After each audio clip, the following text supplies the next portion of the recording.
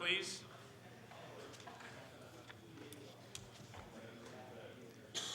We'll now commence with the daily routine.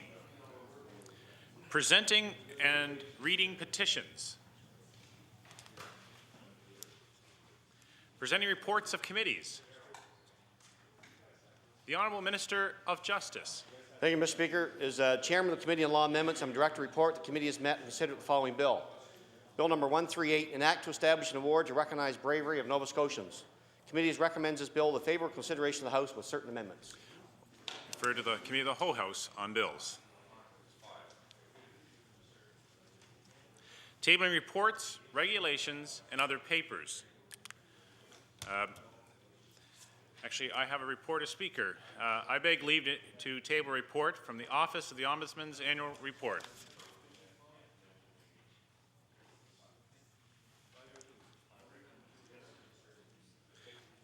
Statements by ministers. The Honourable Minister of Fisheries and Aquaculture. Thank you, Mr. Speaker. Mr. Speaker, today I would like to recognize the Nova Scotia Federation of Anglers and Hunters and to talk about an initiative that they carried out to further promote the sport fishing industry in Nova Scotia. Mr. Speaker, we are fortunate today to have several members of the Federation in attendance in your gallery, and I would like to introduce them. Mr. Speaker, we have Darlene Caldwell, the President of the Federation of Anglers and Hunters, Mike Pollard, the First Vice President. We have Tony Rogers, the Executive Director. We also have Bill Carpin and his wife, Brenda Carpin from Guysborough County. We have Kelly Kaiser from Guysborough County as well as members of the Halifax Wildlife Association, one of the oldest wildlife organizations in North America.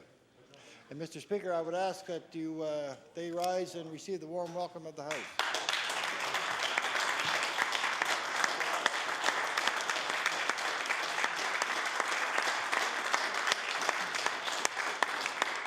Mr. Speaker, the Federation of Anglers and Hunters is a provincial organization that promotes outdoor recreation activities in Nova Scotia.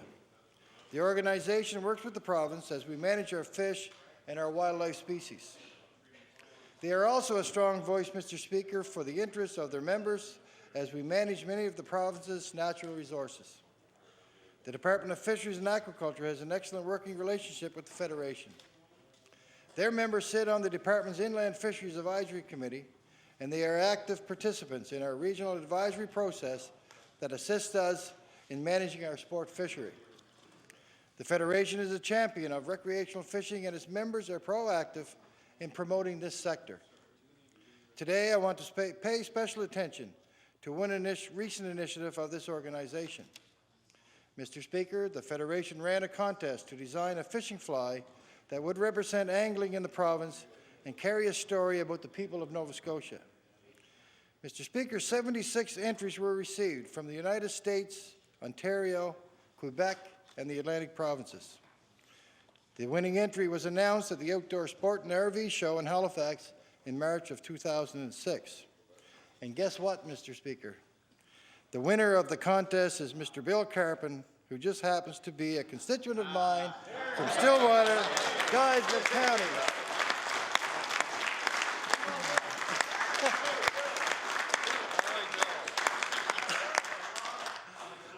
The winning fly,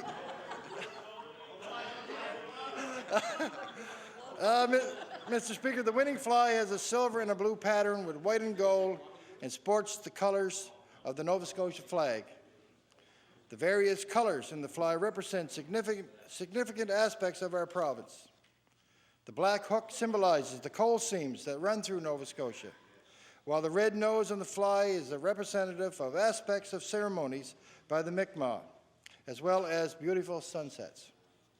The white wings represent the background of the provincial flag, as well as the crashing of the waves along our shores. The green underwing signifies our diversified forest used for work and recreation.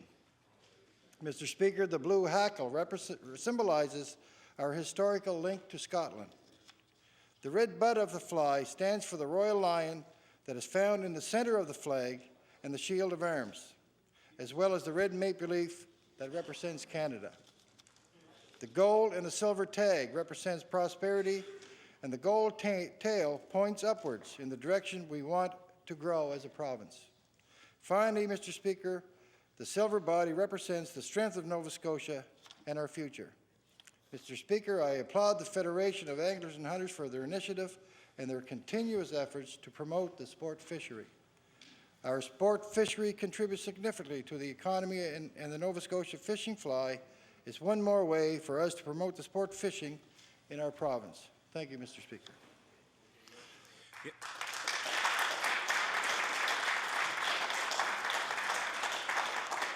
The honourable member for Shelburne. Thank you, Mr. Speaker. I just want to echo the minister's comments and thank the minister for the opportunity to speak to this, and I do congratulate the winner, Bill, on his work. Mr. Speaker, I too would like to applaud the Federation of Anglers and Hunters to promote the sports fishery. Many of their members are from Shelburne County, where hunting and fishing is a part of our culture. Mr. Speaker, the Honourable Minister of Fisheries recognized the colour scheme of this award-winning fishing fly. And Mr. Speaker, I just want to comment that politics and fly fishing is a lot alike. Presentation is everything. Mr. Speaker, usually after a few years of successful sales of this award-winning fly, a new, improved one may come forward. May I dare to suggest some orange color if you really want to catch the big one. Congratulations. Thank you.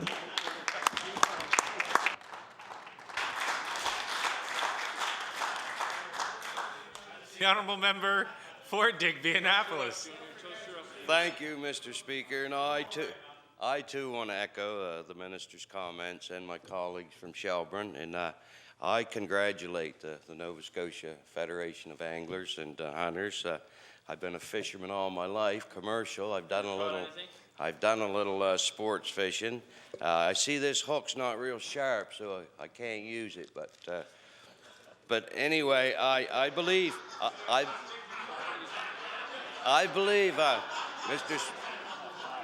Mr. Speaker, I believe what the Federation has done over the years is greatly appreciated by anybody who's involved in any kind of fishing. The coastal communities of this province should be looking at the Federation and the work they've done in the inland fisheries. There's only one thing more that I think should be pursued, is to teach our young people better of what the fishery is all about and what it means to this province. It's one of the greatest things that's ever occurred in this province from day one, inshore and coastal communities. And like I say, and I'll say it again, I just wish that our coastal communities had people like in the Federation to work with us, but I don't know if DFO would ever let that happen, but it's worth looking into, and I thank you very much for being here today.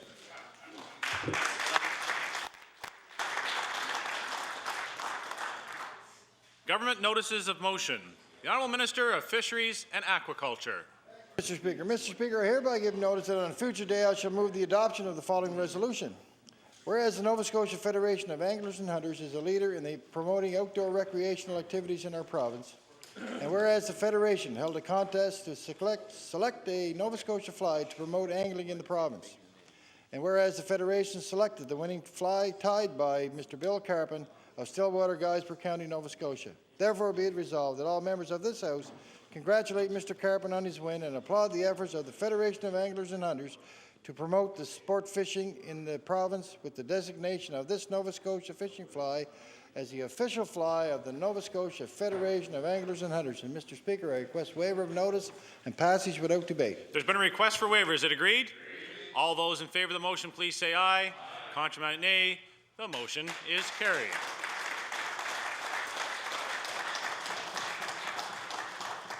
The Honourable the Premier. Thank you very much, Mr. Speaker. And if I might make an introduction that goes along with my resolution. Before I read my resolution, it's a pleasure to introduce three special guests in our gallery today who are representing the Lions Club International, Mr. Speaker.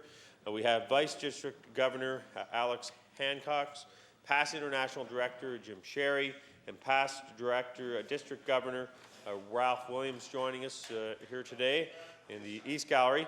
And I know everyone in this House knows of the great work that this club and its members do here and around the globe, Mr. Speaker. So I would ask these fine gentlemen to rise and receive the warm welcome of the House of Assembly here.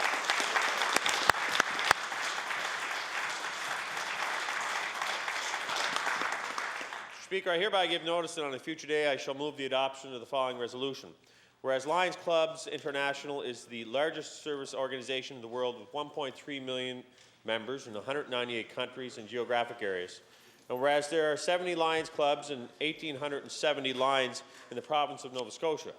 And whereas these 70 Lions Clubs provide many valuable services to their communities. Therefore, be it resolved that all members of this House acknowledge the tireless efforts of the members of this international service club and salute their work during this Lions Awareness Week in Nova Scotia. Mr. Speaker, I request waiver of notice and passage without debate. There's been a request for waivers. Is it agreed? All those in favor of the motion, please say aye. Contrary, nay. The motion is carried.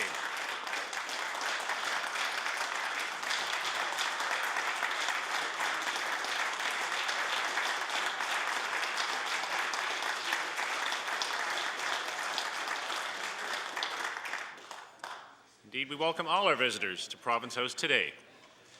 The Honourable Minister of Health. Thank you very much, Mr. Speaker. Mr. Speaker, I just want to make a quick comment before I do read the resolution. I did have the pages pass around a pin, which of course today, this month is Cancer Awareness Month, and I just wanted to make sure that everyone had another pin, and if you need any more, I'd be happy to try to provide them for you. Mr. Speaker, I hereby give notice on a future date to move the adoption of the following resolution, and whereas cancer is affecting more Nova Scotians every year, with Cancer Care Nova Scotia's most recent statistical report showing that 1 in 34 Nova Scotians are living with invasive cancer. And whereas governments, clinicians, and cancer support agencies have continued to invest more time and energy every year in cancer treatments and supports to ease the burden of this illness for cancer patients and their families. And whereas April is Cancer Month, a time when we all have renewed focus on the prevention, screening, treatment, and management of cancer care in Nova Scotia. Therefore, be it resolved that all members of this House thank all stakeholders in their continued good work for the benefit of Nova Scotians suffering the effects of cancer, and offer patients and their families our best wishes and support. Mr. Speaker, I request waiver of notice and passage without debate. There's been a request for waivers. Is it agreed? All those in favor of the motion, please say aye. Contrary, nay. The motion is carried.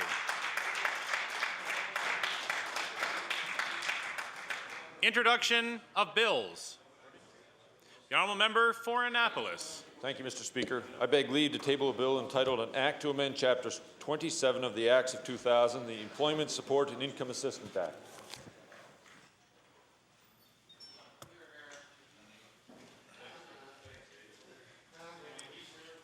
The Honourable Member for Annapolis begs leave to introduce a bill entitled An Act to Amend Chapter 27 of the Acts of 2000, the Employment Support and Income Assistance Act. Bill 180, entitled An Act to Amend Chapter 27 of the Acts of 2000, the Employment Support and Income Assistance Act. Order that this bill be read for a second time on a future day. And I would just note to all honourable members that bills are introduced, not tabled. The honourable member for Cape Breton Nova. Thank you, Mr. Speaker. Mr. Speaker, I beg leave to introduce a bill titled An Act to Require the Monitoring of the Health Effects of the Tarpon Site.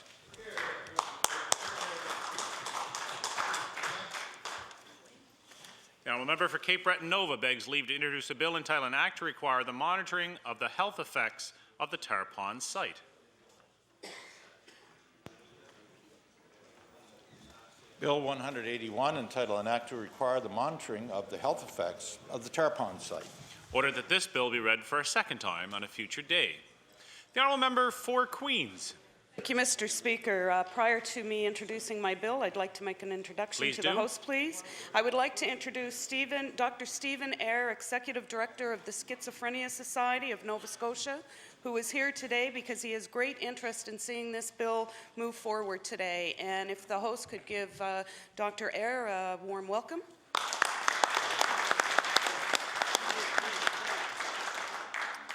Mr. Speaker, I beg leave today to introduce a bill entitled An Act to Require a Consultation Process Respecting the Accessibility of Mental Health Care Services in Nova Scotia.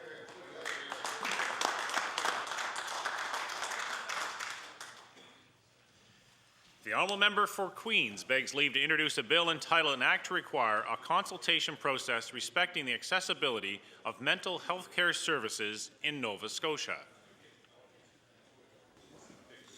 Bill 182, entitled An Act to Require a Consultation Process Respecting the Accessibility of Mental Health Care Services in Nova Scotia. Order that this bill be read for a second time on a future day. Notices of motion. Oh, another bill? Do we have another bill? Yes. The honourable member for Halifax-Chebucto. Thank you, Mr. Speaker. I apologize. I beg leave to introduce a bill entitled An Act to Require the Expansion of Broadband Internet Coverage to all of Nova Scotia.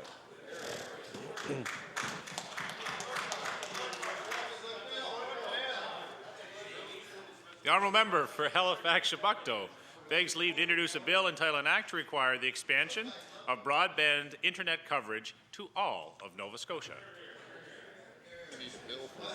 Bill 183, entitled An Act to Require the Expansion of Broadband Internet Coverage to all of Nova Scotia. Order that this bill be read for a second time on a future day.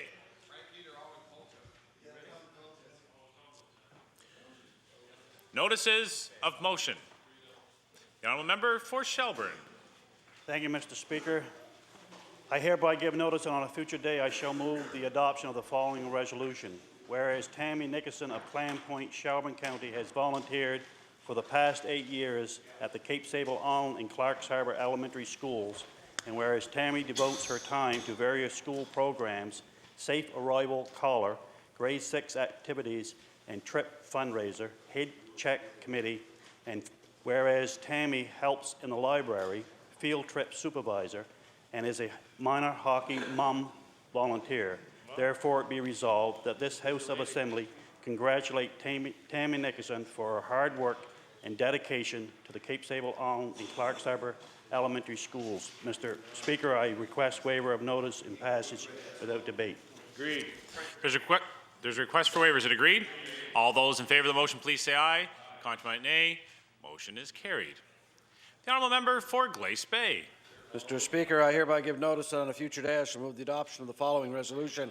Whereas physiotherapy is a primary care, client-focused health profession dedicated to improving and maintaining functional independence and physical performance, whereas physiotherapists provide assessment, treatment, and education for a wide range of health problems, ensuring you make the most of your lifestyle. And whereas the Canadian Physiotherapy Association is the voluntary organization representing 9,600 members and students across the country, therefore be it resolved, the members of the House of Assembly recognize April as National Physiotherapy Month and acknowledge the hard work and dedication these professionals perform each day to increase health and well-being. Mr. Speaker, I ask for waiver of notice and passage without debate.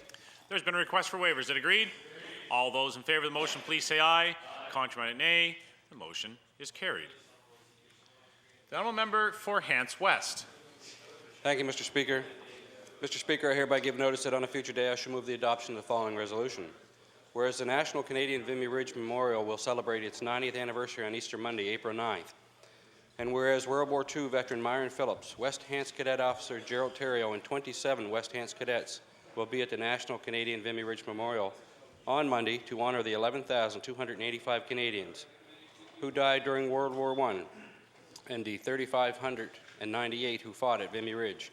And whereas the Vimy Memorial has come to symbolize Canada's long commitment to peace, as well as its stand against aggression and for liberty and the rule of international law. Therefore be it resolved, MLAs in this House of Assembly recognize the efforts of Myron Phillips, Gerald Theriault, and the West Hants cadets for going to Monday's memorial, and to the municipality of West Hants and the residents of Windsor West Hants who assisted in so many ways in making this trip a reality.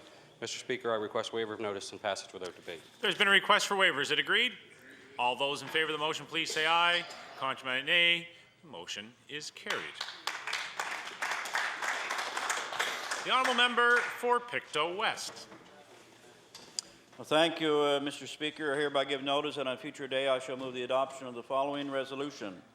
Whereas the Rotary Club of Pictou successfully presented the Broadway musical The Pajama Game at the DeCoste Entertainment Centre in Pictou on March 29th through the 31st, 2007, to raise funds for community projects.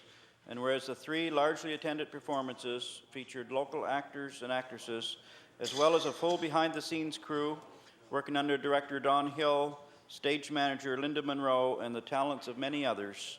And whereas a lively orchestra under conductor Heather McClellan and the sponsorship of many local businesses all combined for a very successful event. Therefore, be resolved that this House of Assembly congratulate the Rotary Club of Pictou, all performers, participants, and sponsors for the highly accomplished and successful production of the Broadway musical, The Pajama Game. And Mr. Speaker, I request waiver of notice and passage without debate. There's been a request for waivers. Is it agreed? All those in favor of the motion, please say aye. Contrary, nay. The motion is carried. The honourable member for Kings West. Thank you, Mr. Speaker. I hereby give notice on the future day I shall move the adoption of the following resolution. Whereas Bert Green was well known throughout Kings County for his dedication to family, community, and held in high regard as a councillor.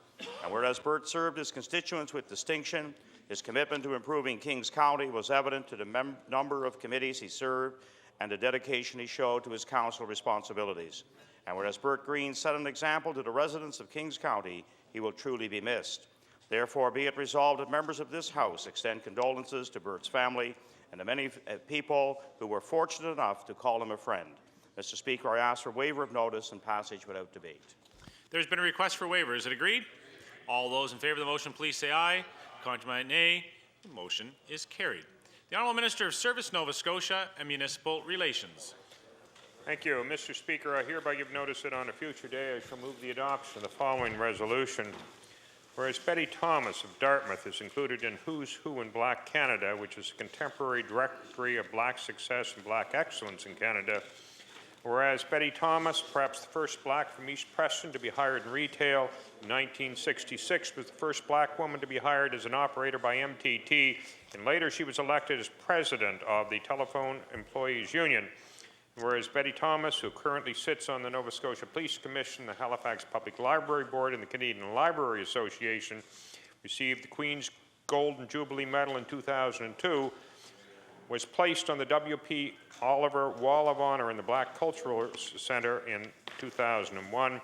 Therefore, be it resolved that all members of this House congratulate Betty Thomas on being included in Who's Who in Black Canada, thank her for her continuing community leadership, and wish her continued success in the future. Mr. Speaker, I request waiver of notice and passage without debate. There's been a request for waivers. Agreed? All those in favor of the motion, please say aye. Contrary, nay. Motion is carried. The honourable member for Cape Breton Nova. Thank you, Mr. Speaker. Mr. Speaker, I hereby give notice on the future day I shall move the adoption of the following resolution. Feels like a Friday. Whereas a firefighter's duty is to serve humanity, to safeguard and preserve life and property against the elements of fire and disaster, and maintain the proficiency in the art and science of fire engineering. And whereas the firefighter's duties are far from ordinary, ranging from fighting fires, performing rescues, and teaching fire prevention. And whereas Mike McKinnon of the Sydney Fire Station, a member of the Select Fraternity, received the 25-year Provincial Medal and the 30-year Federal Bar. Therefore, be it resolved, the House of Assembly congratulate Mike McKinnon on receiving the 25th year Provincial Medal and the 30-year Federal Bar Awards on his dedication and commitment to the community. Mr. Speaker, I request waiver of notice and passage without debate. There's been a request for waivers. Is it agreed? All those in favor of the motion, please say aye. Contrary, nay. Motion is carried. The honourable member for Digby Annapolis. Thank you, Mr. Speaker. I'll be reading this resolution on behalf of the member from Preston. Mr. Speaker, I hereby give notice on a future day I shall move the adoption of the following resolution. Whereas a 1,400-page assessment by the Intergovernmental Panel on Climate Change, with contributions by more than 1,000 climate experts on the impact of global warming and the vulnerabilities of economies, ecosystems, and human health, will be released on Friday. And whereas, according to the report, climate change will have a devastating impact on our environment in years to come. And whereas the people of our province can make a difference by taking small steps such as recycling, reducing of emissions, and using methods more friendly to the environment. Therefore, be it resolved that the members of this House of Assembly acknowledge the impact of climate change on our environment and encourage all to reduce, reuse, and recycle. Mr. Speaker, I ask for waiver of notice and passage without debate. There's been a request for waivers. Is it agreed? All those in favor of the motion, please say aye. Contrary, nay. Motion is carried. The honourable member for Halifax Citadel. Mr. Speaker, I hereby give notice that on a future day I shall move the adoption of the following resolution. Whereas 22 Atlantic Canadian businesses, artists, initiatives, and organizations were recently honoured for their achievements in cultural export at the Atlantic Canada Cultural Export Summit in Moncton on March 23, 2007, and whereas Halifax was well represented among the award winners with the Atlantic Film Festival, the musical production Drum, the East Coast Music Association, Michael Donovan, founder of Salter Street Films, and Nimbus Publishing, all coming home with Export Success 2007 awards, and whereas the Atlantic Canada Cultural Export Summit was the first time an event has brought all 4 Atlantic provinces together to meet and discuss the needs and vision of the region's cultural industry, therefore be it resolved that this House of Assembly congratulate the Export Success 2007 winners and recognize all Nova Scotia's cultural producers for representing this province on both the national and international stages. Mr. Speaker, I request waiver of notice and passage without debate. There's been a request for waivers. Is it agreed? All those in favor of the motion, please say aye. Contrary, nay. Motion is carried. The honourable member for Glace Bay. Mr. Speaker, I'm this resolution on behalf of the member for Richmond. Mr. Speaker, I hereby give notice that a future day I shall move the adoption of the following resolution. Whereas the Trenton Works plant in central Nova Scotia has been a pillar of the community for 135 years, whereas last month's census results showed that the population of rural Nova Scotia is decreasing at an alarming rate, and whereas rural Nova Scotians deserve to have the infrastructure and economic opportunities in place to buy a home, raise their families, and remain in Nova Scotia. Therefore, be it resolved that the members of this House of Assembly strongly urge government to heed the call of rural Nova Scotians and create sustainable, long-lasting economic development and aid the remaining companies in small towns and ensure their future. Mr. Speaker, I ask for waiver of notice and passage without debate. Been a request for waivers. Is it agreed? I hear several noes. The notice is tabled.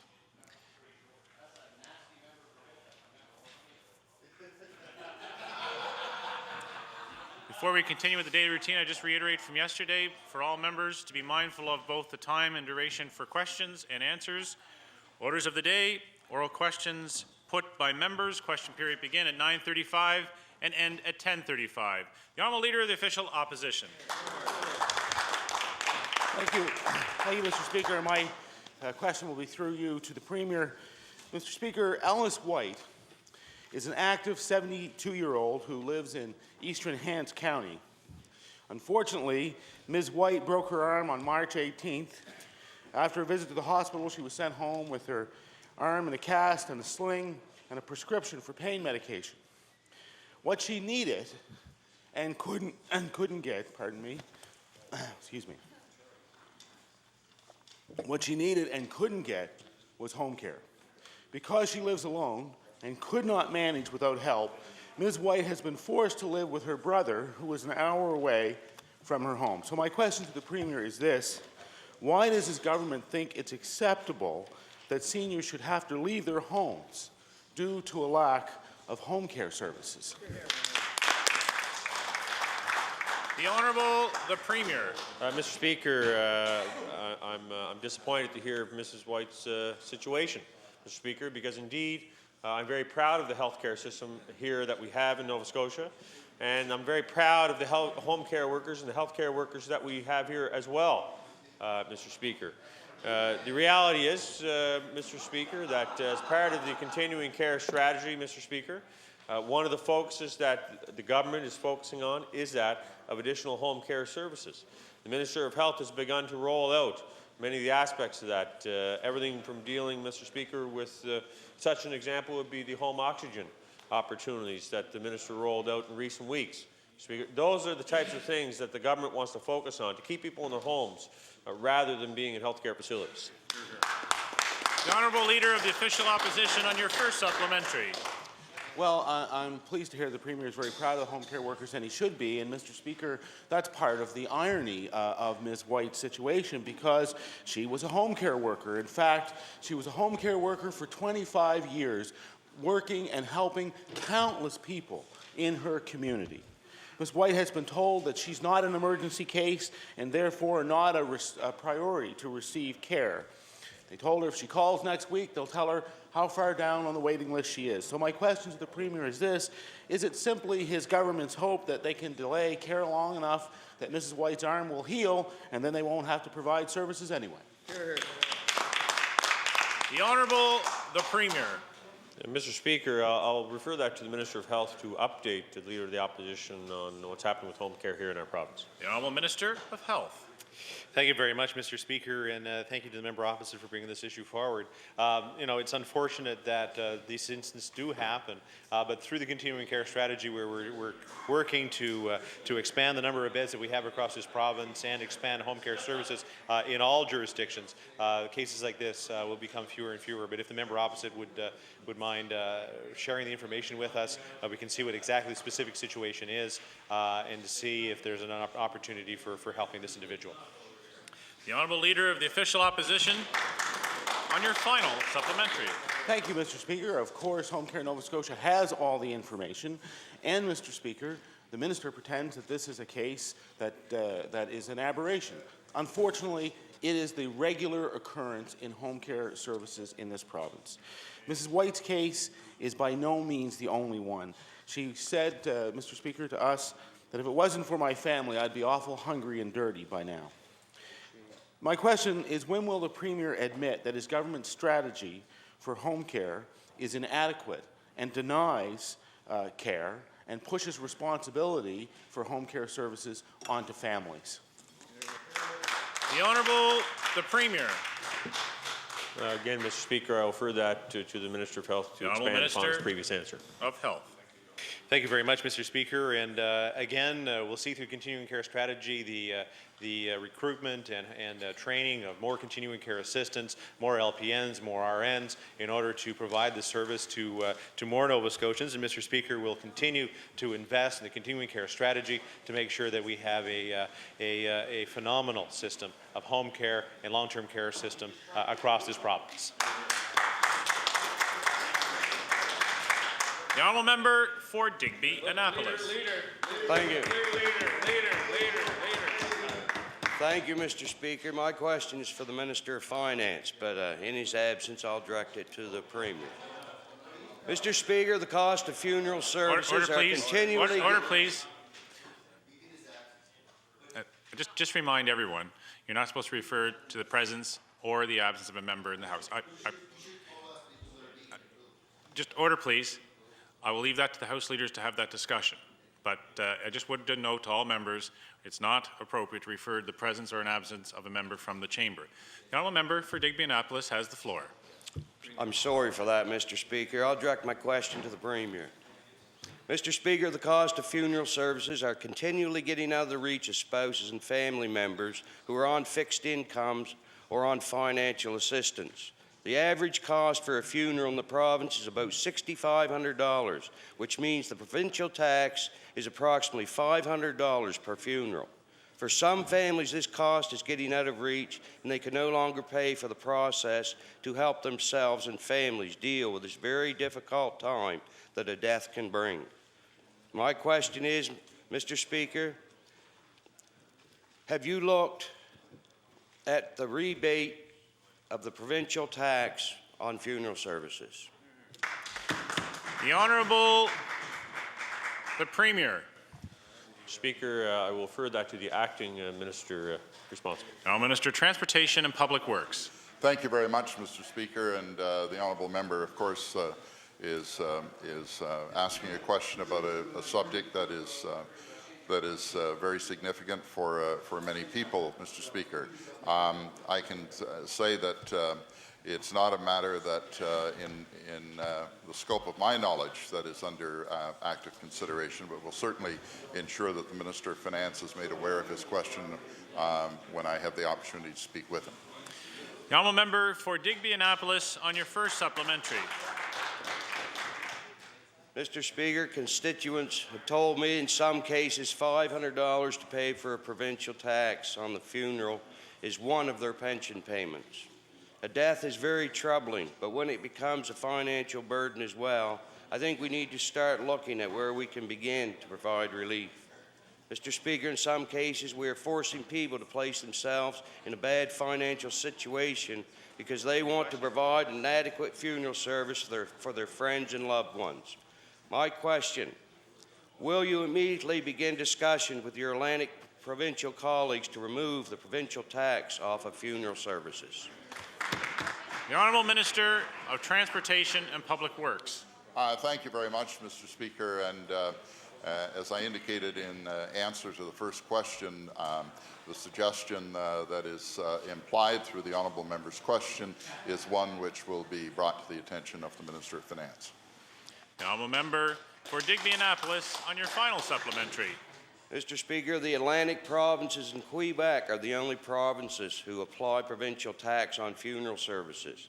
I think there's something wrong when, as a government, we are collecting taxes on the death of loved ones and close friends. Many people can no longer afford to pay this tax and are forced to make tough decisions. Minister, will you commit to work with your cabinet colleagues to put a system in place to rebate the provincial tax of funeral services back to the families? The Honourable Minister of Transportation and Public Works. Thank you very much, Mr. Speaker. And the honourable member would know, as all members of the House know, that the arrangement under which this province is operating with respect to the harmonized sales tax, which was in effect when we became government, is one which is a combination of the GST and the provincial sales tax. And as such, the arrangement that we have is one which puts us in a situation whereby a complete revamp of the whole HST arrangement would be required. But again, Mr. Speaker, as I indicated in answer to the first two questions, the suggestion of the honourable member will be brought to the attention of the Minister of Finance. The Honourable Leader of the Official Opposition. Thank you, Mr. Speaker. My question will be through you to the Minister of Community Services. Amy Richardson is a 16-year-old who has been diagnosed as requiring surgery and corrective treatment for a severe misalignment in her jaw. Amy suffers from constant headaches and has often had to stop eating because of the excruciating pain in her jaws. Amy's mother, Lisa, relies on income assistance and has been fighting to get Amy's treatment covered for 3 years. Community Services has flatly refused to pay for this medically necessary procedure. So my question to the Minister is this: why, despite the solid documentation and evidence of medical need, does her department continue to refuse medically necessary treatment for Amy Richardson? The Honourable Minister of Community Services. Thank you very much, Mr. Speaker. I thank my honourable colleague, the Leader of the Opposition, for the opportunity to rise today. Mr. Speaker, of course, while I can't speak to the specifics of any case, Mr. Speaker, I do encourage my honourable colleague to perhaps bring the specifics of any case that he or any opposite member may have to my attention outside of the chamber. We often find that we are able to deal with things on a one-on-one basis, Mr. Speaker, and get the assistance that folks need. Now, Mr. Speaker, having said that, of course, the Department of Community Services has a very committed, dedicated group of staff who work diligently to ensure that all of the needs of our clientele are met, Mr. Speaker. And indeed, we have a $20 million budget for special needs, Mr. Speaker, on the off chance that a need isn't found within the general parameters of the personal allowance or the shelter allowance, Mr. Speaker. The Honourable Leader of the Official Opposition on your first supplementary. Well, again, Mr. Speaker, all of the information with respect to this case is in the possession of the department. They're well aware of this. The problem is that Amy Richardson's case is not extraordinary. It is, in fact, part of the failure of the department to provide the services that people need. Mr. Speaker, Amy Richardson's orthodontist has indicated that, in fact, her jaw, because of the type of problems she has, may eventually wear out and break.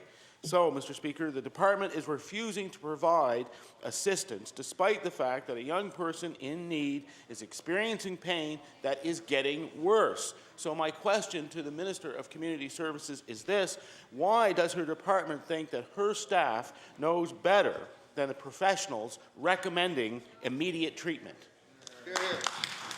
The Honourable Minister of Community Services. Thank you very much, Mr. Speaker. And again, to my honourable colleague across the way, The dedicated staff of the Department of Community Services, the case workers, the frontline workers, the social workers work diligently, Mr. Speaker, with many professionals across this province to ensure that the best possible care for all of our clientele, Mr. Speaker, is being delivered, is offered. And if there is a specific case that needs to be addressed, then we're always more than happy to look at those specific cases. But again, I have stood in my place numerous times, and I will continue to do so, and praise the fine work of the social workers, the case workers, the frontline workers at the Department of Community Services. The Honourable Leader of the Official Opposition on your final supplementary. Thank you, Mr. Speaker. I'm going to table a letter from Amy's orthodontist, and in response to the minister, that's the problem. That's all she does, is stand up and spout platitudes instead of taking a leadership position in her department, Mr. Speaker. Many patients who wait too long are beyond help, and Amy already had to wait 3 years longer than she should have. So my question to the Minister of Community Services is this: why won't her department do the right thing and help this 16-year-old get the treatment she needs to stop the pain and prevent further damage to her health? The Honourable Minister of Community Services.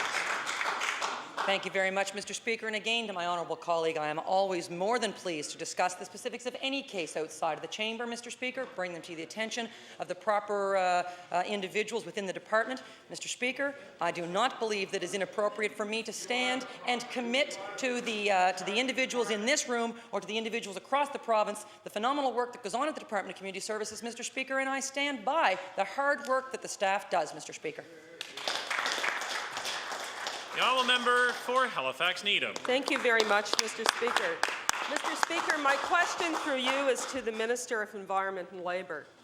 Mr. Speaker, violence in the workplace is something that unfortunately affects virtually all sectors in our labour market.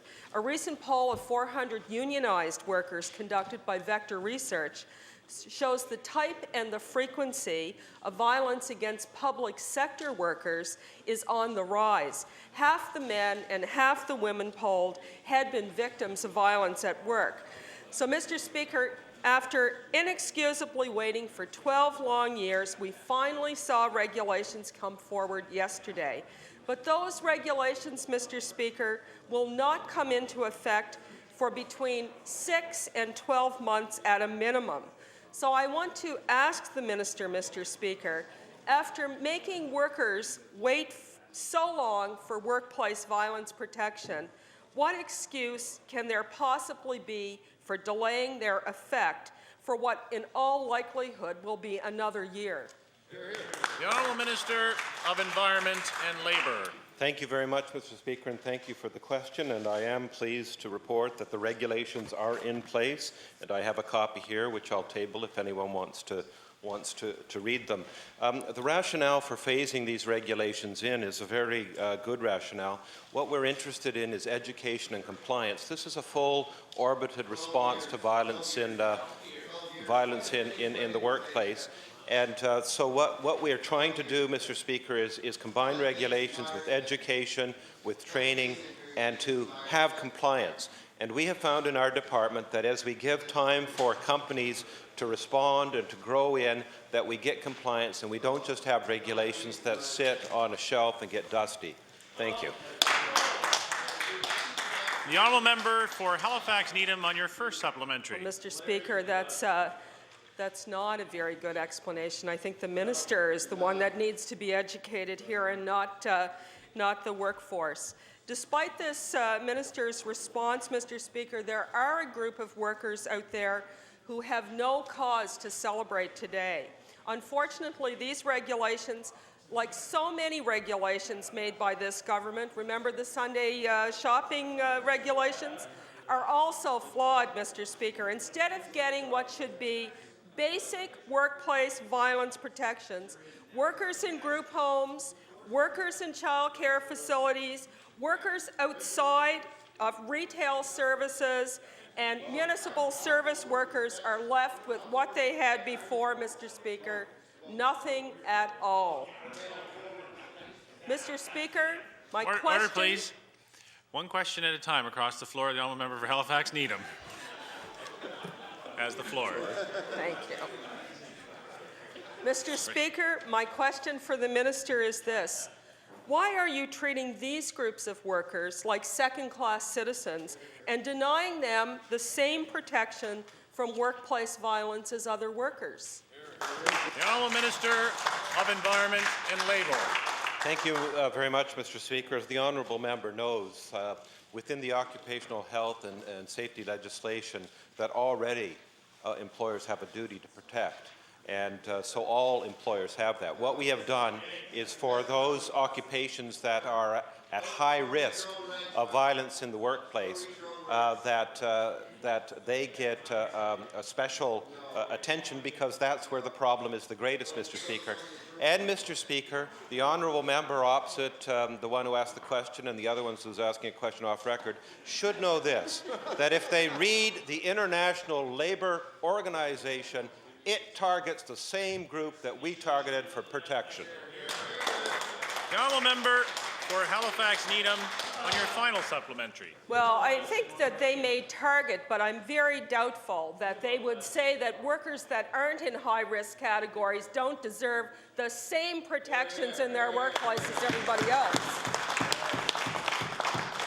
Mr. Speaker, you would think that if this government was going to wait 12 years to do something, the least that they could do would be to get it right when they finally followed through. There is no specific mention, for example, in these regulations of bullying, of intimidation, and other forms of psychological harassment, Mr. Speaker. So my final question for the minister is, what excuse do you have today for taking 12 years to do regulations and still not getting them right? The Honourable Minister of Environment and Labour. Thank you very much, Mr. Speaker. Mr. Speaker, I cannot let my opponent's ignorance, however vast, prejudice my own knowledge, however small. These are good regulations and are warmly received by industry.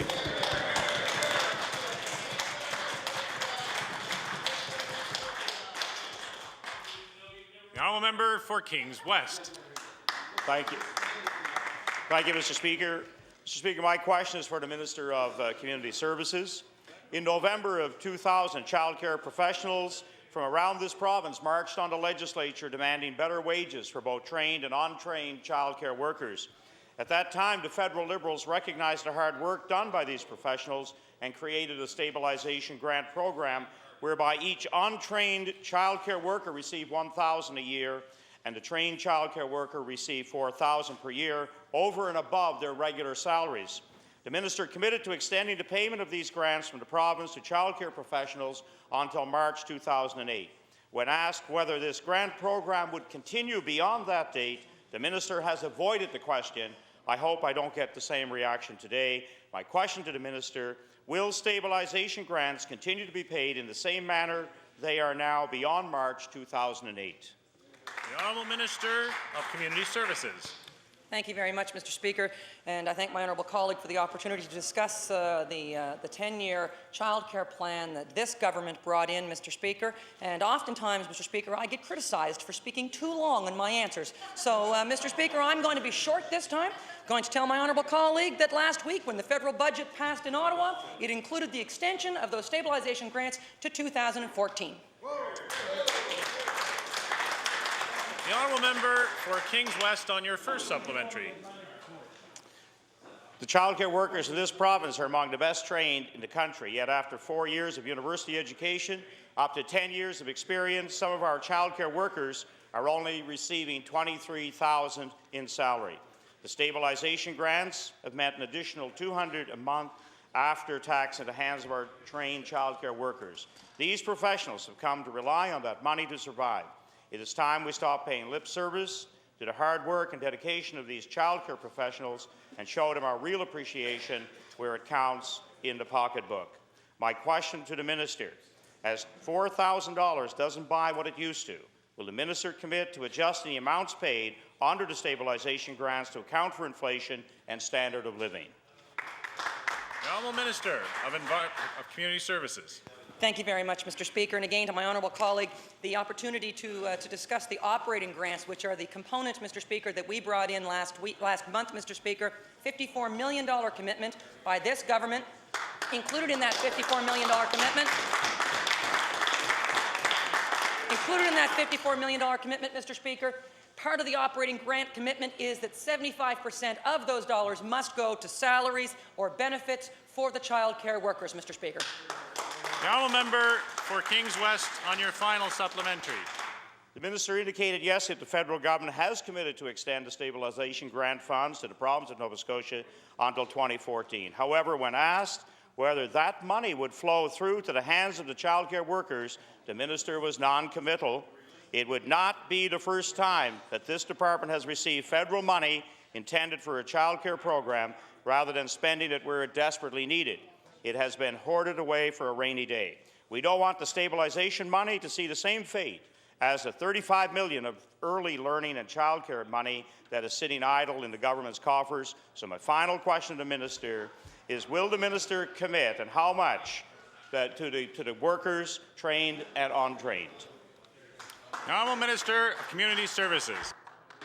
Thank you very much, Mr. Speaker. Mr. Speaker, as I've stated before in this House, that laying the foundation for the child care sector is key, Mr. Speaker. And it's for that reason we've taken our time. We're getting it right. We've engaged the stakeholders. We've consulted across this province. We are now taking action, Mr. Speaker. The dollars are being put on the table, Mr. Speaker. They are being spread across the sector. They're being welcomed by the sector, Mr. Speaker.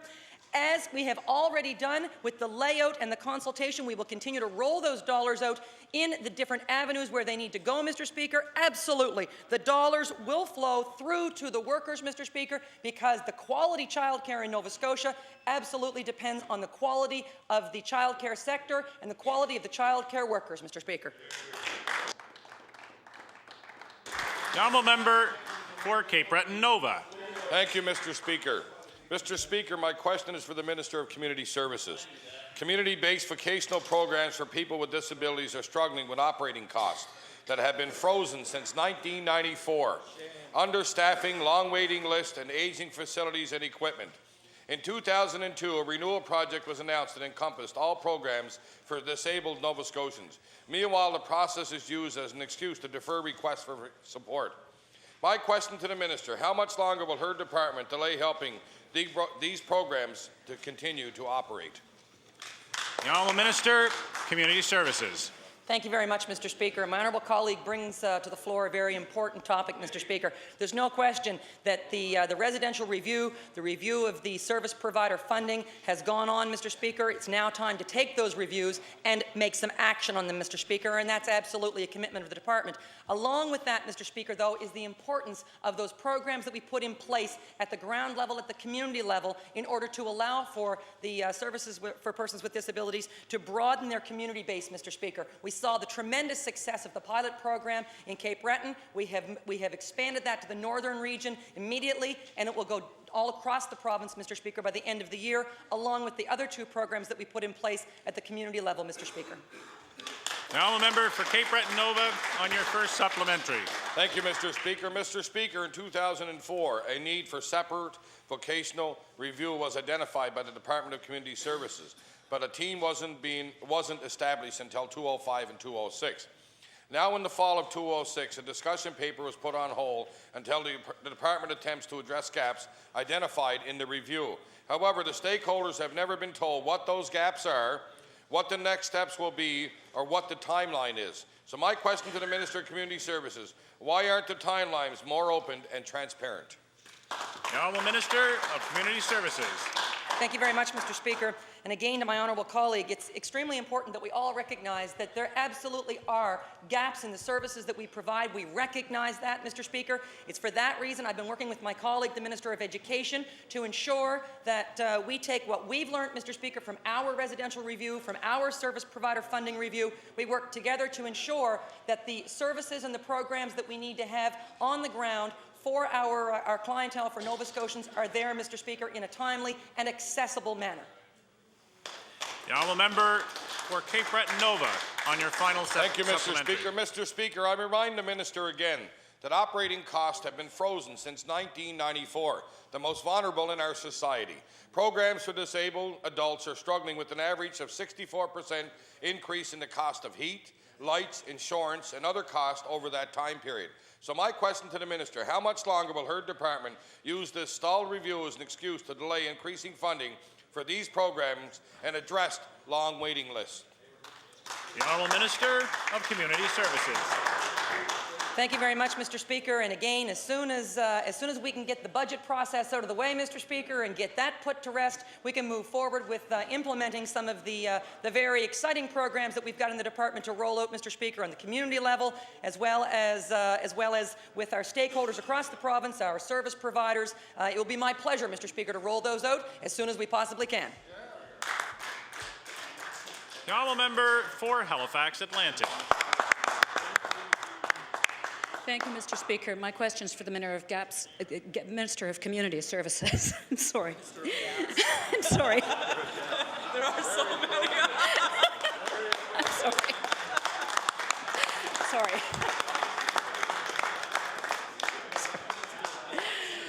My question is for the Minister of Community Services. I was contacted earlier this week by the mother of a 15-year-old girl who was diagnosed at 6 years old with both ADHD and other non-verbal learning disabilities. Now she's experiencing very serious behavioral problems. She is taking in combination drugs such as cocaine, ecstasy, drinking, destroying property, and harming herself repeatedly.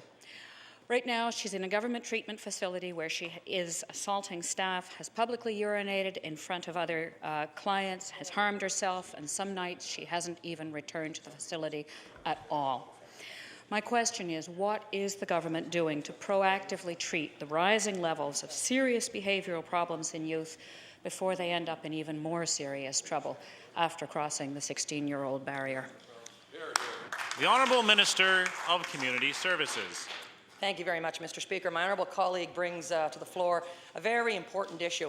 We know that there are challenges, Mr. Speaker, out there. As society evolves, Mr. Speaker, unfortunately some of that evolution isn't necessarily what we want to see in society, Mr. Speaker. We know through the Nunn Commission and the report that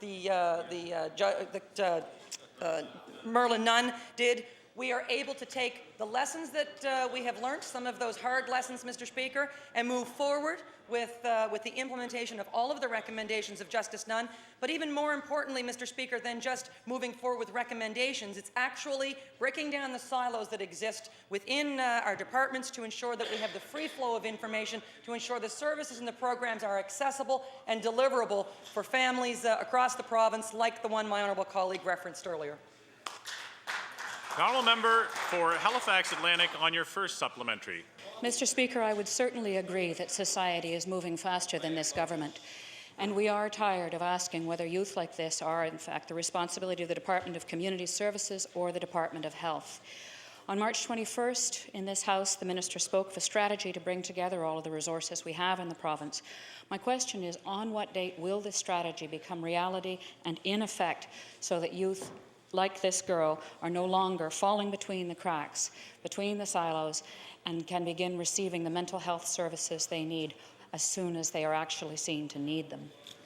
The Honourable Minister of Community Services. Again, Mr. Speaker, my honourable colleague references the important work that is ongoing at the Department of Community Services as the lead department, Mr. Speaker, because as everyone in this House knows, it is not a single department's responsibility, it is a collective.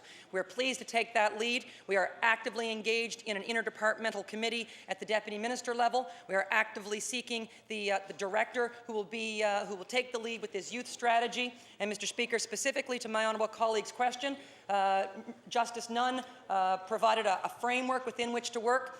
We immediately responded that we would report to Nova Scotians June of this year, Mr. Speaker, within a 6-month period, the strategy and the move forward, Mr. Speaker. The Honourable Member for Halifax Atlantic on your final supplementary. Thank you, Mr. Speaker, and I'm glad to know that the strategy will be reported in June, and I hope that the strategy will in fact tell us when the move forward takes place, because girls like this, children like this, are on the cusp of adulthood and need treatment. However, a more practical question. The girl's mother has been told that her daughter requires care in a secure treatment facility, but there is no such secure, long-term secure treatment facility in this province. My question is, when or if Nova Scotia will have a secure treatment facility that can provide treatment to youth who need more than 30 days' worth? The Honourable Minister of Community Services. Mr. Speaker, thank you very much to my honourable colleague. Again, the move forward for the response to none, as we committed in June to provide that report, Mr. Speaker, but I don't want anyone to misunderstand that we aren't working aggressively as we move forward to presenting that report, Mr. Speaker, so I wanted that on the record. Mr. Speaker, we do have a variety, a continuum of services and programs available for youth who find themselves in need of our assistance in this ever-evolving society of ours. We do have day programs. We do have secure treatment facility in Truro, Mr. Speaker, a very successful treatment center. I visited that treatment center myself. It's a very up-to-date, modern. They do incredible work there, Mr. Speaker. We work closely with the Department of Justice to ensure that the individuals that we're working with there get the best treatment that they possibly can, Mr. Speaker, and we will continue to provide that continuum of services for the youth of this province, Mr. Speaker. The Honourable Leader of the Liberal Party. Mr. Speaker, Trenton Works is a cornerstone of Trenton's economy. 330 jobs have been lost in the most recent closure, and over 850 jobs were lost 2 years ago. These employees and their families need help now. There may still be time to find another buyer for the plant to get these 330 workers and the other 850 previously laid off workers back on the job. My question to the Premier is, are you actively working to try to find a buyer for the Trenton Works plant? The Honourable the Premier. Thank you very much, Mr. Speaker. And as I indicated yesterday, the government is more than willing to work, and we have already displayed that in the offer that we had put forward of $14.5 million, Mr. Speaker, to try and save Trenton Works. Mr. Speaker, we have officials meeting as we speak. I believe the meeting was at 9 o'clock this morning from NSBI and OED, meeting with officials from the company to discuss the present situation and to see what way that government can be of assistance. The Honourable Leader of the Liberal Party on your first supplementary. Well, Mr. Speaker, it appears that Greenbrier's, the parent company, has already rejected the province's offer. Therefore, the question was, is the government looking at anybody else who might be willing to take over the plant outside of Greenbrier? And apparently that isn't the case. Mr. Speaker, now is the crucial time after the closure of a plant to either immediately find another buyer or put in place transitional support so that we can get the workers back into the workforce so they can help financially support their families. Mr. Speaker, as we heard on CBC Radio this morning, some of these workers have been at Trenton Works for over 25 years and fear where they will be able to find other employment or retraining. Greenbrier has stated that they will spend roughly $10 million to dissolve the plant, but we know that the province had previously guaranteed a loan for $8.8 million back in 2002. Any money received back to the province could be used to help these employees get back into the workforce. Therefore, my question to the Premier, do you know exactly how much the province will get back for the loan they guaranteed, and will you immediately help these employees with traditional programs to get back to work? The Honourable the Premier. Speaker, I'll refer that to the Acting Minister to provide an update with regards to that loan. The Honourable Minister of Service, Nova Scotia and Municipal Relations. Thank you, Speaker. And a couple of questions from the Leader of the third party. First, one of the things that has been offered and will take place is the Department of Education will work with the employees there by setting up a sort of training center for employees to find out and to help them if they have to go in new directions to go in new directions. And that, by the way, Mr. Speaker, is sort of the same approach that was taken to the recent closure in the Valley. The Honourable Leader of the Liberal Party on your final supplementary. Well, Mr. Speaker, I just remind the Honourable Minister it wasn't too many years ago that he sat in the third party, and with that kind of attitude, he might end up back here sooner than he expected. Now, Mr. Speaker,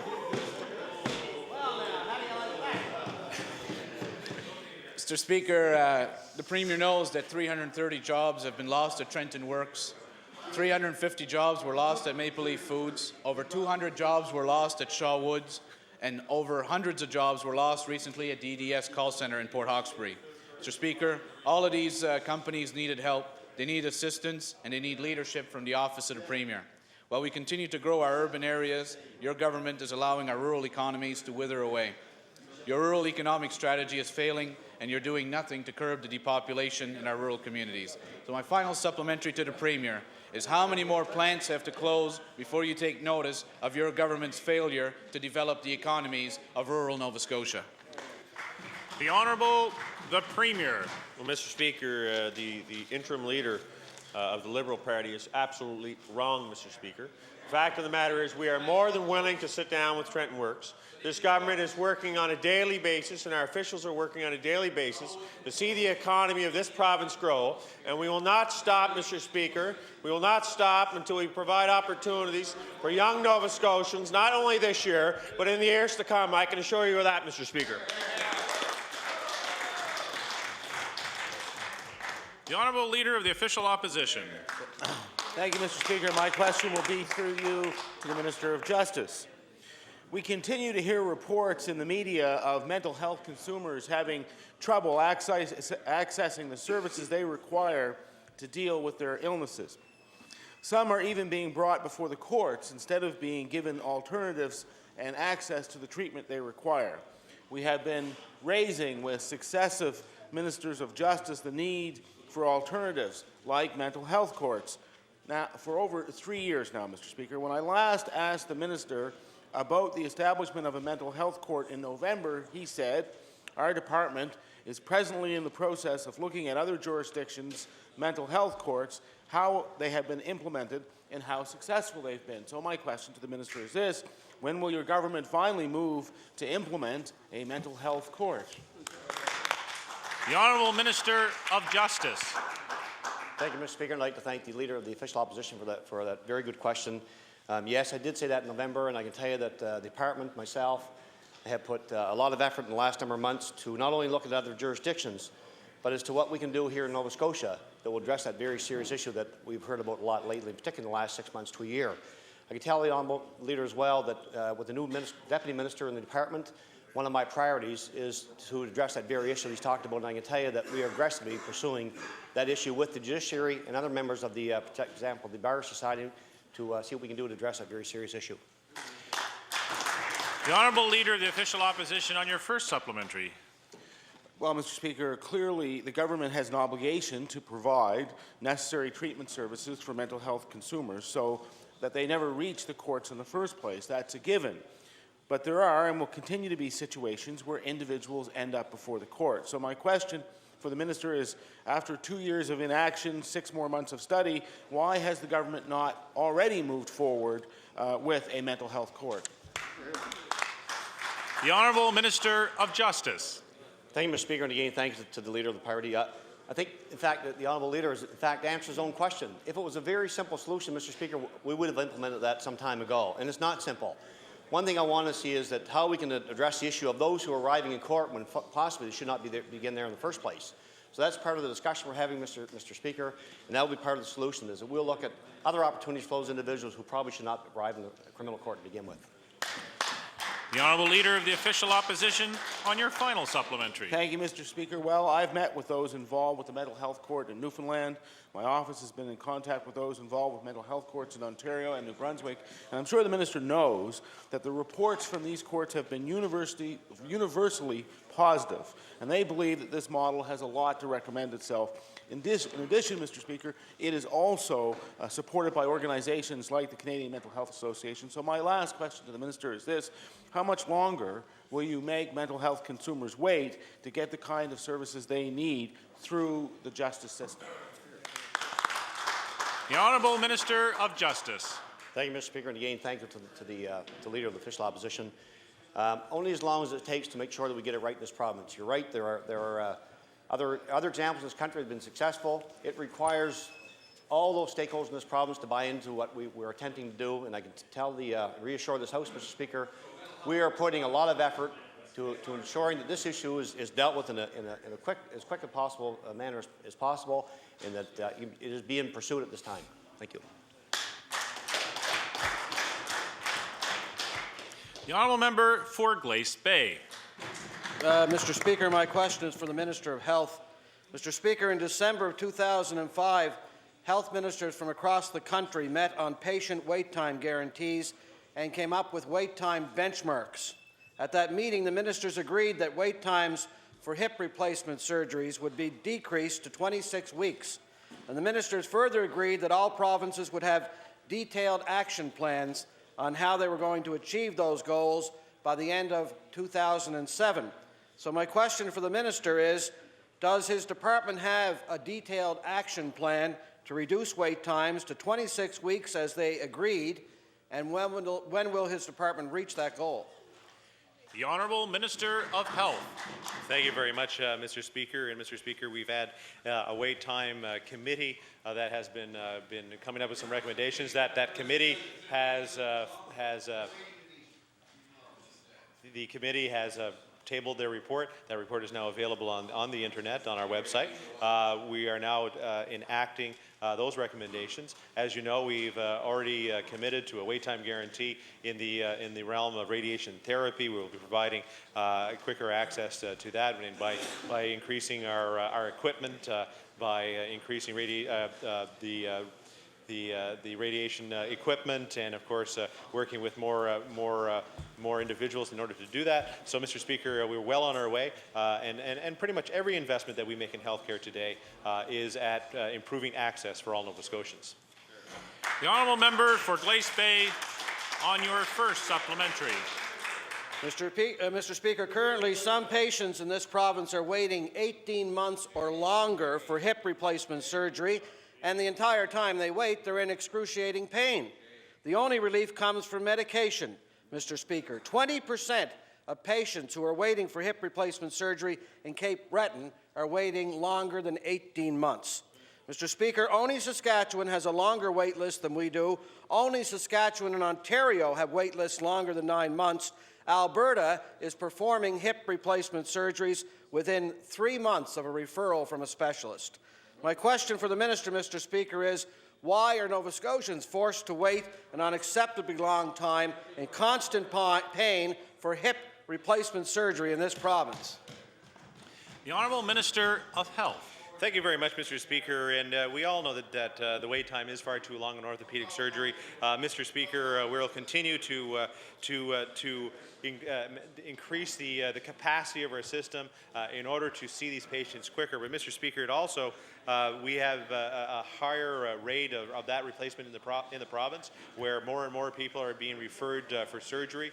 Mr. Speaker, we have included a number of initiatives and some dollars into trying to combat the wait list and trying to bring that issue down.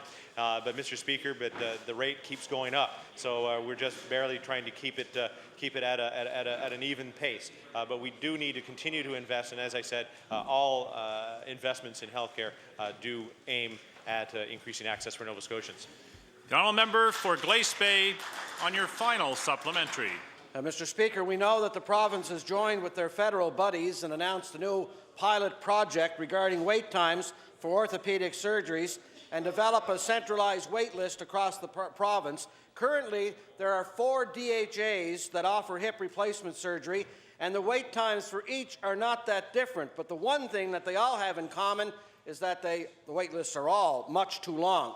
A single point of entry wait list will not address the root causes of the long wait list, Mr. Speaker. The issue is with the number of orthopedic surgeons in this province and the amount of time they get in the operating room.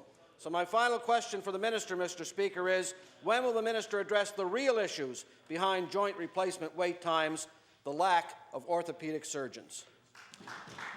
The Honourable Minister of Health. Thank you very much, Mr. Speaker. And actually, it is really not the number of orthopedic surgeons we have in this province, but is the supports in order to operate the OR, which is in anesthesiology, and other professionals that we need. And we will continue to work with those DHAs to make sure that we have full complements of specialists in those hospitals.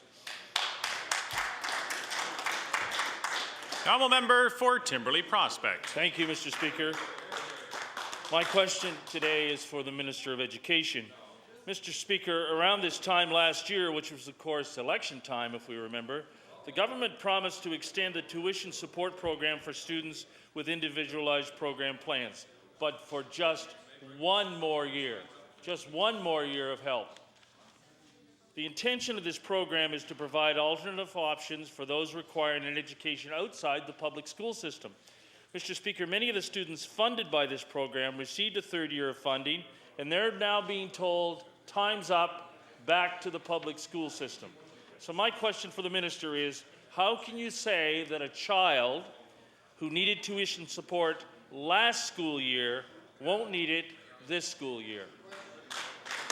The Honourable Minister of Education.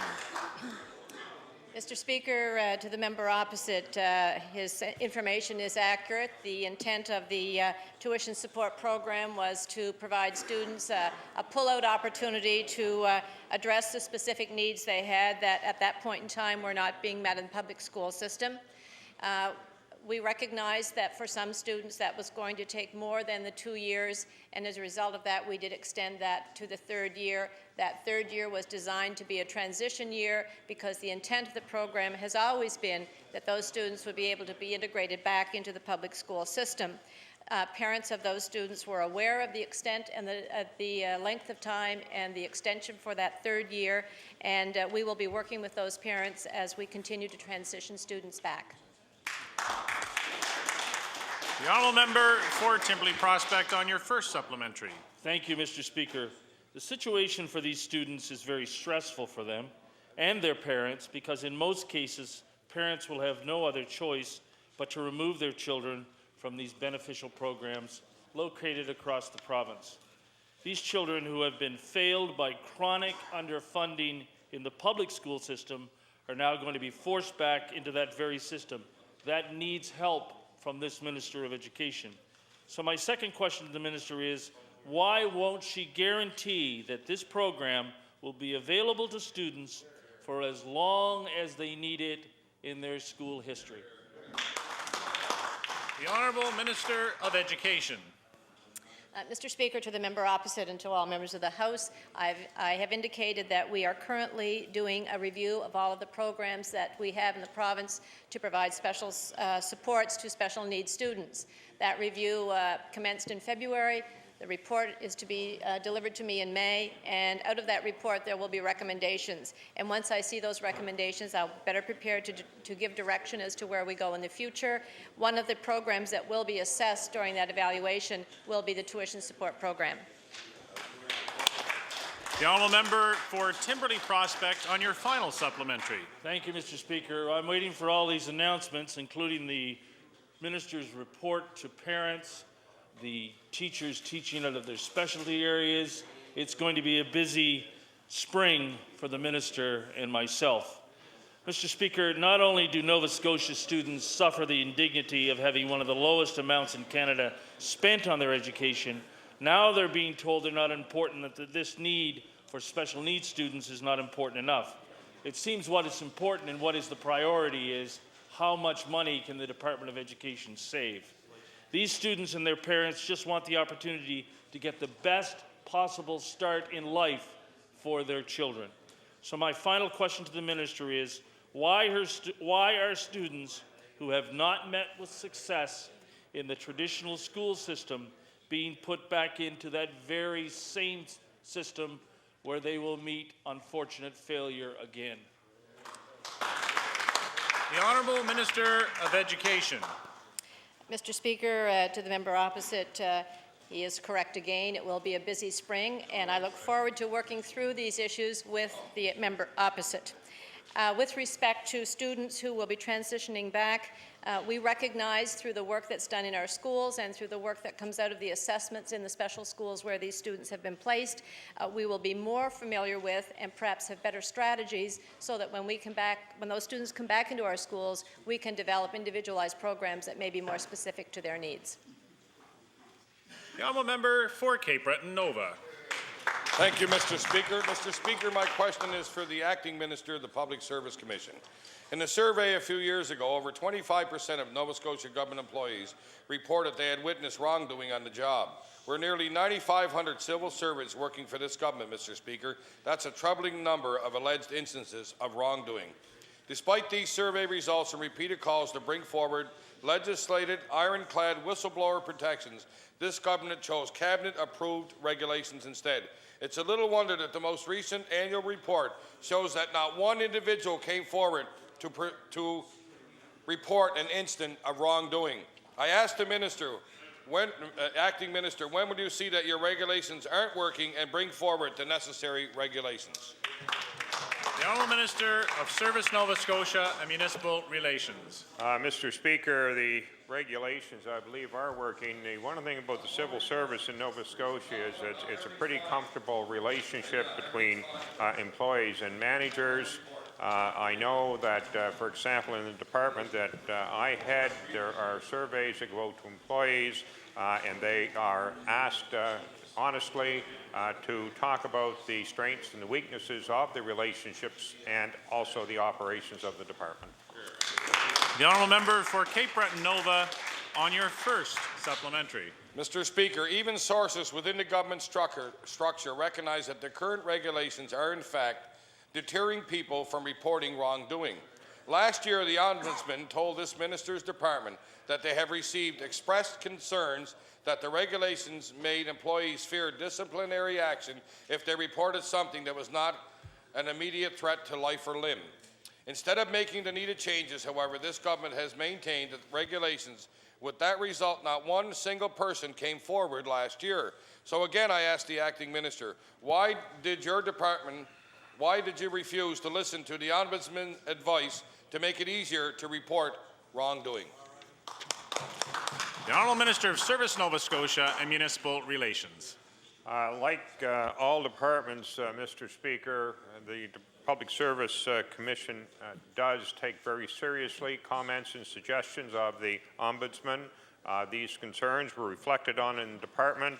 It was the determination that the current regulations were working satisfactorily. The Honourable Member for Cape Breton Nova on your final supplementary. I see they're working fine, not one report. On Monday, Manitoba proclaimed its whistleblowing legislation into force. It's the strongest such protection in this country. Last year, the Ombudsman's office hired a staff person to deal with these issues. They have established a toll-free phone line. Unfortunately, with no reports of wrongdoing last year, the government didn't leave a lot for that staff person to do.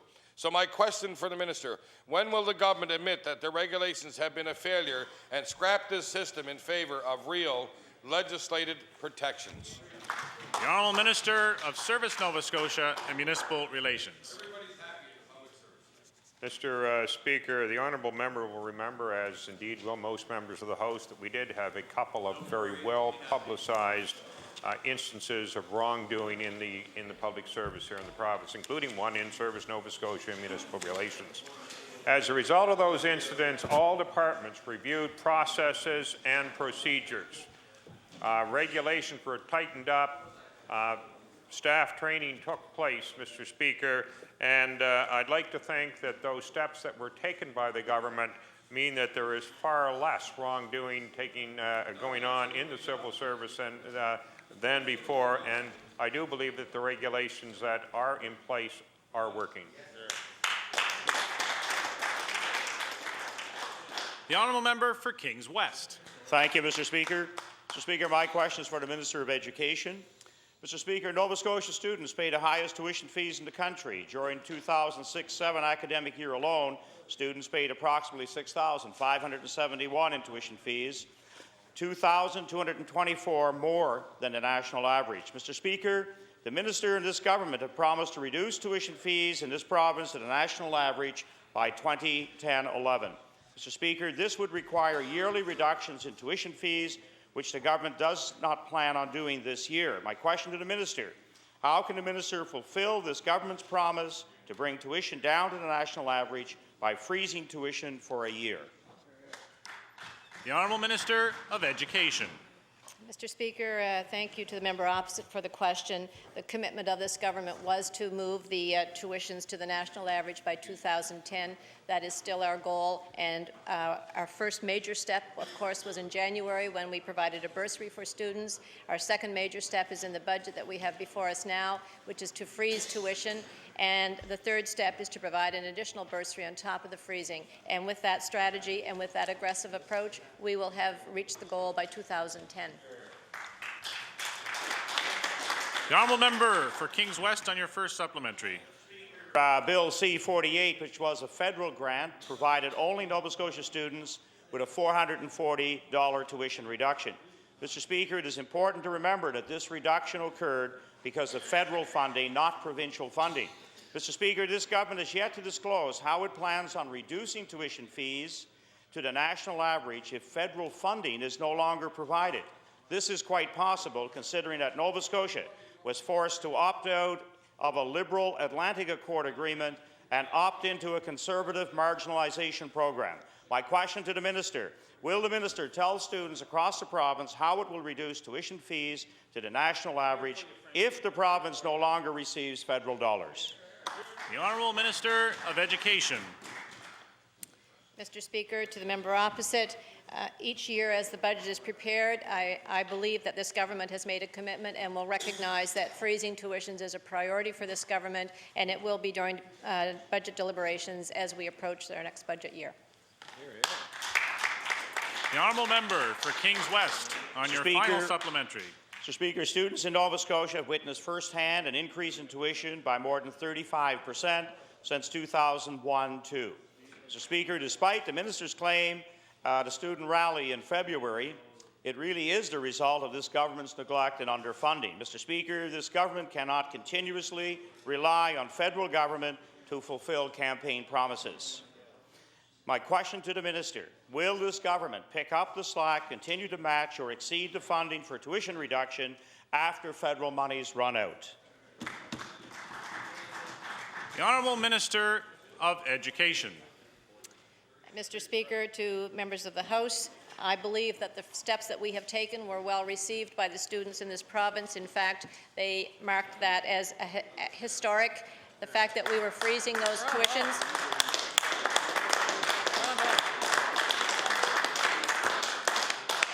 We, as you know, have a memorandum of understanding. We are into the third year of that memorandum of understanding and are currently looking at the conditions within the next one. And we will work closely with the university presidents. We have student representation on our MOU council, and we will be considering and working diligently to make sure that we can maintain that freeze on tuitions. Order, please.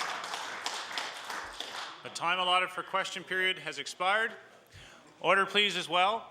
As members know, there are no electronic devices allowed in the chamber during question period.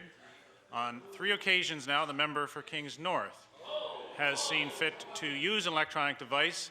Sergeant at Arms, you will note that the member is prohibited for the rest of the sitting to use an electronic device for the duration of this, regardless of what business on the House is on the books.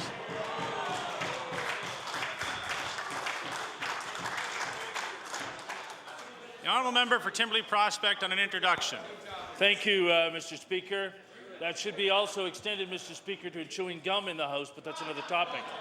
Mr. Speaker, I would like you, if you could, direct your attention to the Speaker's Gallery. We have a visitor here today. He's here in mourning. There will be a meeting of the Boston Bruins Fan Club. I welcome him here for that reason, and that reason only. I introduce the councillor from Preston, Mr. David Hensby. Hello, David. Indeed, welcome. The Honourable Leader of the Liberal Party. Mr. Speaker, I'd like to direct the members' attention to the West Gallery. Mr. Speaker, as you know, all of our political parties are blessed with many men and women throughout Nova Scotia who give freely of their time towards the administration of our political parties and making sure that many of the matters that we don't specifically deal with as the elected members are dealt with. And these people give of their time, leave their profession many hours that might be billable in some cases, and instead donate them to political parties here in this province. And today we have with us a gentleman who is not only a friend to our party, but as well as a good friend and former law partner of the Minister of Finance. And so I'd ask the members of the House today to give a warm welcome to the President of the Nova Scotia Liberal Party, Mr. Derek Wells.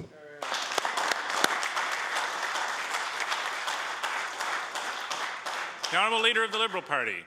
Mr. Speaker, with the consent of the House, I would ask that we revert back to the order of business.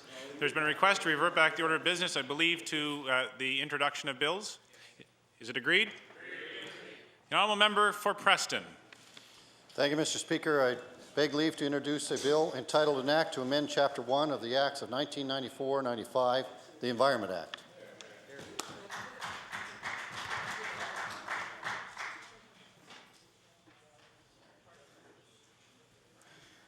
Honourable Member for Preston begs leave to introduce a bill entitled An Act to Amend Chapter 1 of the Acts of 1994-95, the Environment Act. Bill 184, entitled An Act to Amend Chapter 1 of the Acts of 1994-95, the Environment Act. Order that this bill be read for a second time on a future day. Government business. The Honourable Deputy Government House Leader. Thank you, Mr. Speaker. Mr. Speaker, I move that you do now leave the chair and the House resolve itself in the committee of the whole House on supply.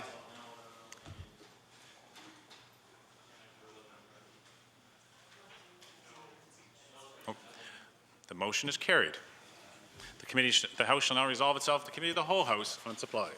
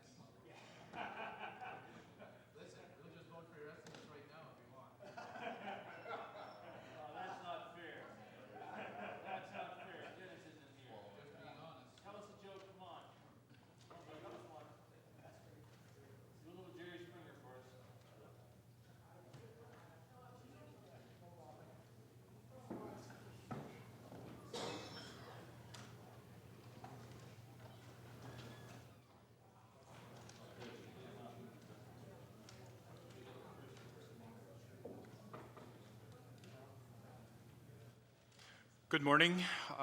Order, please. The Committee on Supply, the Honourable Deputy Government House Leader.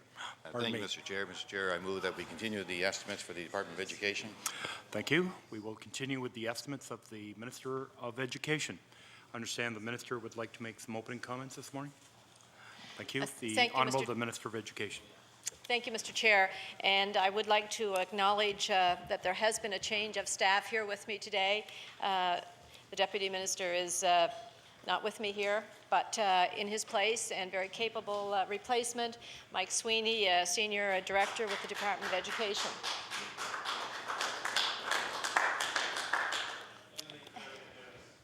Second thing I would like to say, and I did make this correction and share the information immediately after I recognized I had used the wrong date yesterday. But with respect to Sir John A. Macdonald's football field, I had indicated that we were working to make sure that those students would have access to that football. field, and that is, so they will be able to use that field in September of 2007 as opposed to 2008, and the member opposite has received that information. So just to make, for the record, the correction. Thank you. Thank you. The chair will now recognize the honourable member for Halifax Needham. Thank you very much, Mr. Chair. I understand I have about 35 minutes left. That's correct.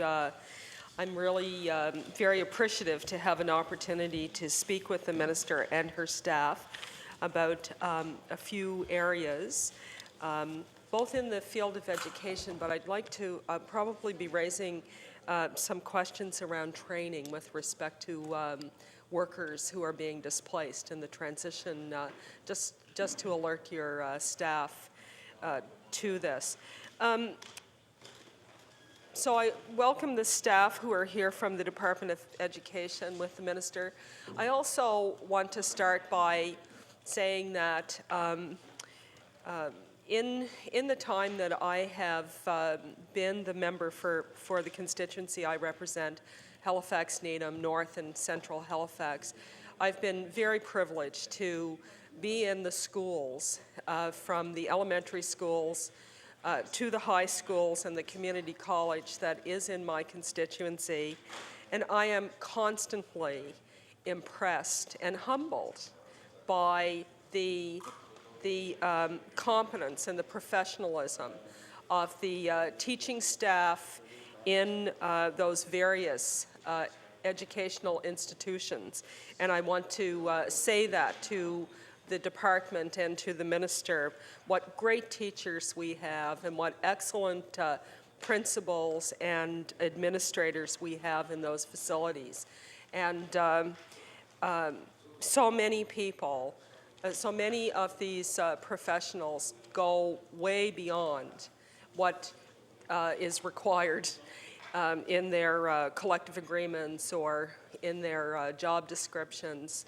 And it really enriches the educational experience of so many of our young people and young adults. Now, having started on that very positive note, I want to talk about something that troubles me greatly. And I want to know what the department's thinking is and the minister's thinking is, and whether we can, if we share the concerns that I'm going to raise, if we can put our heads together and find a way to solve what I think is a problem. On the 1st of April, Minister, this was the headline in the Daily News: inner city students score lower in math. And inside the article that accompanies this particular story has the ranking of the schools. Now, there are two themes I want to pursue in terms of what troubles me. The first is that I'm very concerned about the impact that these kinds of headlines have on our kids, on the teachers in those schools that rank at the bottom of that list, and on the parents and the community. And I can tell you, because the school that received the lowest ranking is in my constituency, that this becomes a very painful reality for those experience for people associated with these schools. It's demoralizing, it's demeaning. And when the whole conversation around testing first emerged, this was one of the concerns that was expressed, that the releasing of this information would be to what end?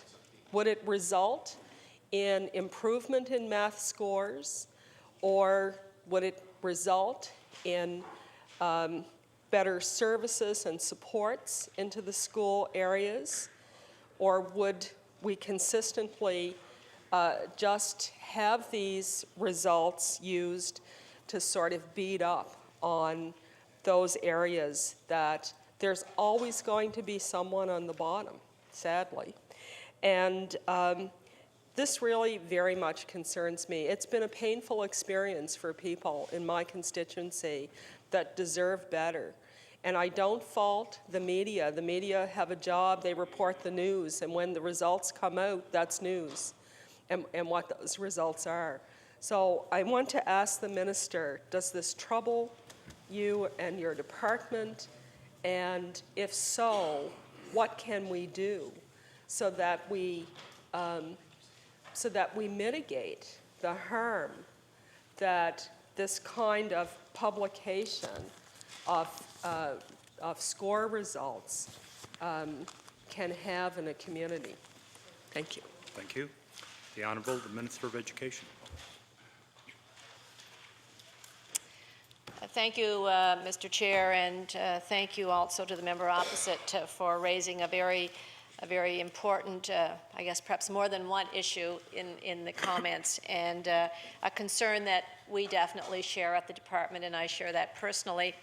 I will try to address a number of the concerns in your comments.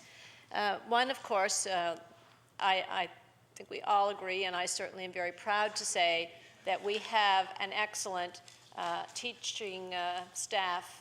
Our staff in the province are excellent. They are professional, they are highly qualified, and they are extremely dedicated to the students in their classrooms. Same with administrators, and I think we have to make sure that we make the learning environment within which they work and within which our students learn the best possible environment we can. I had an opportunity yesterday to speak to approximately 500 principals from all across the province who were in for a focus session. And those are sessions that are extremely valuable to me and to my department because they provide an opportunity for principals to be honest and open and frank with their concerns and with their suggestions. And as I said to those principals, I may be the person who brings the legislation forward, but they're the people who can provide me and my department with the information and the situations that they face every day. And our responsibility at the department is to listen to those, to receive those, and to see what we can do through policy or legislation to make improvements in those particular areas. I believe, I know that they are very open and frank, and I know that they have expressed some concerns that have translated into some changes at the department. Another, I guess, leading into the assessment question and the publishing of the results. And you're quite correct. Someone has to be at the top, somebody has to be at the bottom. And whenever you publish any results and any scores, whether it's individual ranking within a classroom, whether it's by grade or by school or by province, it can have a very positive impact on those who are close to the top, and it can have a very negative impact on those close to the bottom. And the intent of publishing results, of course, is to make sure that we are open and transparent and let the parents and the public know how students in our schools are progressing and how schools are ranked according to achievement. So there's a double-edged sword here in that on the one hand you want to be open and transparent and share that. On the other hand, there is some risk of how that's interpreted and how people who are seeing their school close to the bottom are reacting. So it is certainly, as you say, the responsibility of the press to share that information, and they do.